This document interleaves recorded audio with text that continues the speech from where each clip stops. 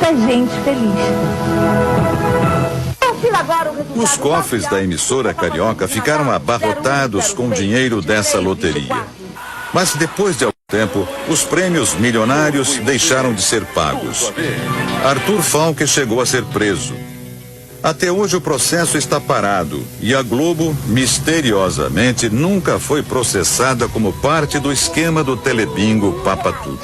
Papai Noel, o seu Natal milionário. Mistério também na compra do Projac, o centro de teledramaturgia da Globo. Para a construção do seu complexo, a empresa pediu emprestado 40 milhões de dólares dos cofres públicos, um ato ilegal. Como permissionária de um serviço público, a empresa não poderia obter o empréstimo. Foi o que determinou o parecer técnico do próprio banco. Mesmo assim, o dinheiro saiu dos cofres da Caixa para os cofres da Globo. A história da Rede Globo é recheada de casos nebulosos. No topo da lista está a até hoje mal explicada compra da estação em São Paulo. Essa história começa na década de 50.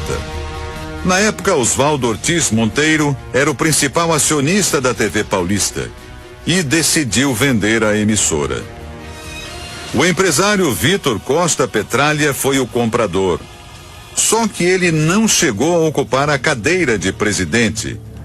Vitor morreu antes da transferência ser realizada, ou seja, no papel tudo ficou como estava. A família de Oswaldo Ortiz Monteiro permanecia como proprietária da TV Paulista.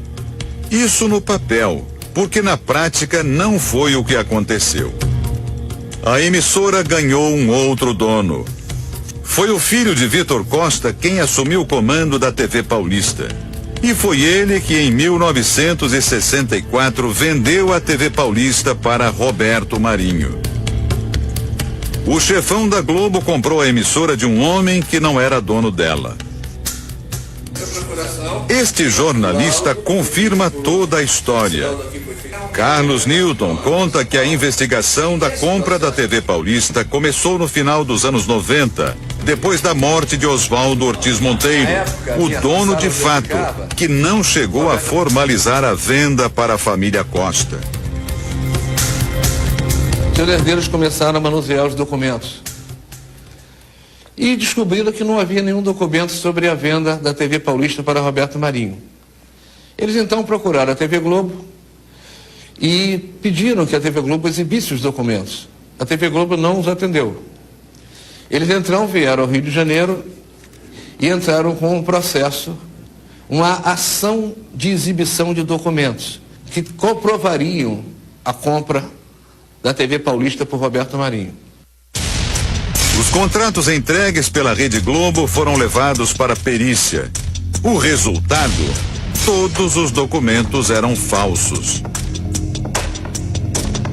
A família Marinho apresentou termos de transferência dos donos da TV Paulista. Um festival de erros grosseiros. Repare, os papéis foram assinados em fevereiro de 77. Nesta data, a TV Paulista já não existia mais. Chamava-se TV Globo. E o curioso, 2 nomes que aparecem nos termos já haviam morrido no ano da assinatura, como mostram as certidões de óbito. Se estavam mortos, como é que assinaram? Para justificar a transferência, os contratos foram assinados por Luiz Eduardo Borghetti. Borghetti era funcionário da Rede Globo e, pelo documento, ele teria recebido dos proprietários da TV Paulista o comando das ações. Tudo isso realizado por meio de procurações fraudulentas. Vamos às provas. Primeira fraude. O uso do SIC, que hoje chamamos de CPF. Os documentos foram assinados entre os anos de 53 e 64. Mas esse sistema só foi criado pelo governo em 1969, 5 anos depois. Segunda fraude. Os 3 documentos, com datas diferentes, foram datilografados com a mesma máquina de escrever. Só que a máquina usada nesse documento de 1953 só seria criada no começo dos anos 70, 20 anos depois. Terceira fraude. Os documentos que transferem todos os poderes a Luiz Eduardo Borghetti, funcionário da Rede Globo, não teriam sido assinados pelo dono da TV Paulista.